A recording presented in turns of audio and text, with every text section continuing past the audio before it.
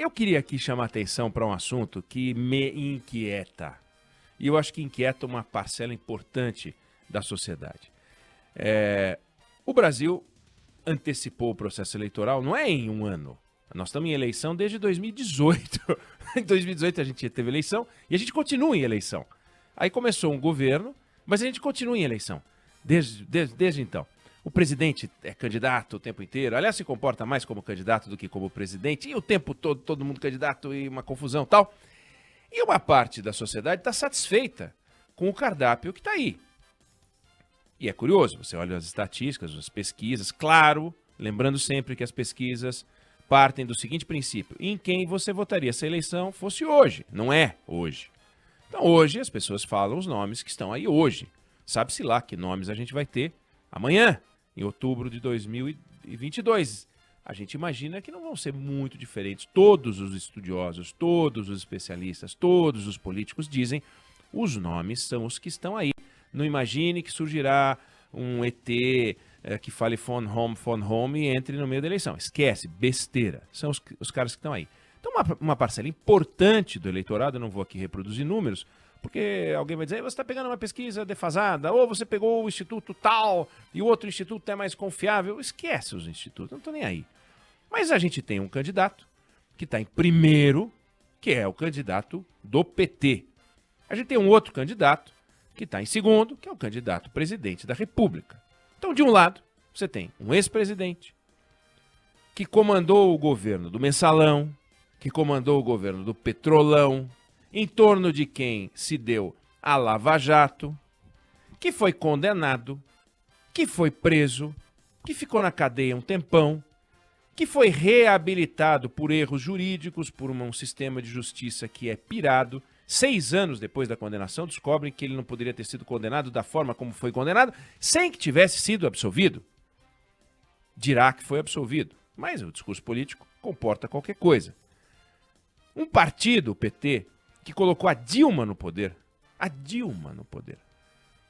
Ela quebrou a Petrobras, destruiu o sistema elétrico, e ele está em primeiro lugar.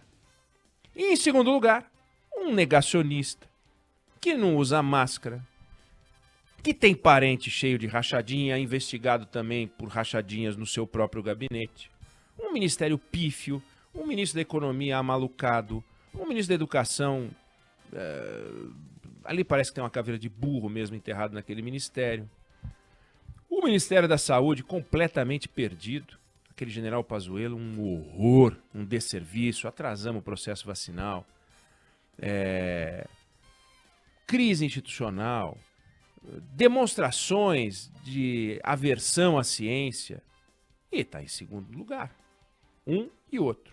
E um pedaço importante da sociedade, não desprezível, acima de 30%, olha para isso tudo e diz, nós precisamos de outro nome, não dá. Não vamos poder ir para o ano que vem com Lula e Bolsonaro. Nós não queremos outro nome. Então a sociedade avançada quer uma opção. Quando eu falo opção, é opção com chance, porque em 1989 nós tínhamos 22 candidatos, pô. Não é, isso nós sempre tivemos um monte. Aliás, na eleição do Fernando Henrique foram 9. Nós estamos falando uma terceira via, mas nós já tivemos terceira, quarta, quinta, sexta, 22 vias. Tudo sem chance. Aí essa eleição a gente tem o Ciro Gomes, para quem o mundo é resultado de uma conspiração de 2 pessoas contra ele. 2 pessoas se encontraram, foi assim construído o mundo. Adão e Eva se encontraram, vamos conspirar contra quem? Não é nem contra a cobra, nem contra a maçã, é contra o Ciro. Então, desde então, o mundo conspira contra o Ciro Gomes, é assim que ele age. Na outra ponta, o que a gente está vendo no PSDB, que é o que me fez trazer esse assunto aqui hoje. É inacreditável. O PSDB, que defende a terceira via, Débora, olha o que aprontou essa semana. O governador João Dória vai a um programa de televisão e chama o Aécio Neves de covarde. Ele já chamou o Bolsonaro de covarde, o Lula de covarde, o Hitler de covarde, o Trump de covarde, o Maduro. Não, ele chamou o Aécio Neves do partido dele. E por que ele chamou o Aécio Neves de covarde? Porque o Aécio Neves foi à votação do voto impresso e de forma covarde, diz o João Dória, simplesmente não votou, se absteve. Ou seja, não disse sim nem não, ficou lá quietinho para marcar a posição. O Aécio Neves, que foi candidato a presidente da República, perdeu para Dilma. Chamou o Dória, respondeu o Dória de desqualificado e oportunista. Veja, ele não chamou o Bolsonaro de desqualificado, não chamou o Lula de oportunista, o Maduro, o Hitler, o Trump, o Marte. Não, ele chamou o Dória de desqualificado e oportunista e alguém que tenta comprar apoio no PSDB. Comprar apoio. Quer dizer, quem é que compra? Quem usa o quê? Dinheiro para sair candidato. Falta dimensão e caráter para lidar com o projeto nacional, disse o Aécio Neves. Ele, Dória, no seu fetiche de ser candidato. Bom, te pergunto, ouvinte querido, ouvinte querida, terceira via, se os caras não conseguem se entender dentro do próprio partido, durante a fase de prévias em que se encontra o PSDB, para escolher um candidato que seja o candidato da União, como é que o PSDB pode pleitear lançar um candidato da União, se ele, PSDB, é essa coisa esgarçada, onde há discórdia. E aí ele xinga o Fernando Henrique, porque o Fernando Henrique fez foto com o Lula, até porque o Fernando Henrique não tinha nada que fazer foto com o Lula, fez foto com o Lula, e aí disse que se não tiver um candidato deles, ele vai com o Lula, e entre o Dória, entre o Bolsonaro e o Lula, ele fica com o Lula, quer dizer, já antecipou o segundo turno, nem o candidato dele foi escolhido, ele já está antecipando o segundo turno. Aí você olha isso, e quando em 2001 o PSDB tinha que escolher o nome para a sucessão do Fernando Henrique Cardoso, era uma briga também entre o Tasso Gereissati e o José Serra. E agora também o Dória aproveitou nessa mesma entrevista e disse que o Tasso não era mais candidato nas prévias. O Tasso disse que era candidato. Aí o Dória pede desculpa. Veja isso. A sociedade é mais avançada que os políticos. A sociedade quer uma terceira via. A vanguarda política é a vanguarda do atraso. Os políticos brigam e não conseguem apresentar uma terceira via. Na segunda-feira, participei de um evento no Secov de São Paulo. Lá estava o presidente do Senado, Rodrigo Pacheco, o vice-presidente da Câmara, Marcelo Ramos, o presidente do PSD, Gilberto Kassab, que é um gênio da análise política e tal. E nós participamos de um painel. O Rodrigo Pacheco é o nome que o Gilberto Kassab quer como terceira via. Até brinquei com o Kassab enquanto falava o Rodrigo Pacheco, quando ele começou a fazer a chamada nominata, em que ele cita todo mundo que estava lá, faz de uma forma tão elegante. Eu falei, será que pela nominata a gente já consegue identificar alguém que pode ser candidato? Se sim, tá aí um nome que pode ser candidato. Ele riu, etc. Então, brincadeira. Mas ele aposta no Rodrigo Pacheco. O Rodrigo Pacheco não tem a rodagem do Lula, não tem a rodagem do Dória, não tem a rodagem do Aécio Neves, não tem a rodagem do Tasso. Foi deputado. Mas é um personagem novo. E 2018 foi a eleição do novo. Então ele precisa ser o novo com experiência. Ele tem experiência, é presidente do Senado, evidente. Mas será que até lá um nome como Rodrigo Pacheco, que quando a gente fala o nome do Rodrigo Pacheco, alguns não lembram do rosto. Os que olham para o rosto perguntam, quem é esse? Fala, é o Rodrigo Pacheco. Então é um desafio. Fala bem, tem equilíbrio, perto do Arthur Lira, dá um show. De fato, é um nome muito qualificado. Agora, vai dar tempo de um nome como esse disputar com o Lula? Disputar com o Bolsonaro? O Lula e o Bolsonaro, cada qual, eles dividem quase 2/3 dos votos. Aí sobra 1/3 de gente que quer um nome. Quem não tiver, e o próprio Kassab disse isso na palestra, quem não chegar a 25% já não vai conseguir roubar o lugar de um desses dois.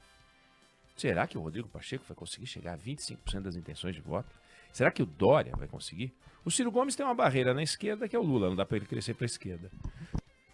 Crescer para o centro é um negócio desafiador também, não é uma coisa muito fácil. O João Dória, para a direita, não tem como ir porque tem o Bolsonaro. Para a esquerda tem o Ciro. E aí?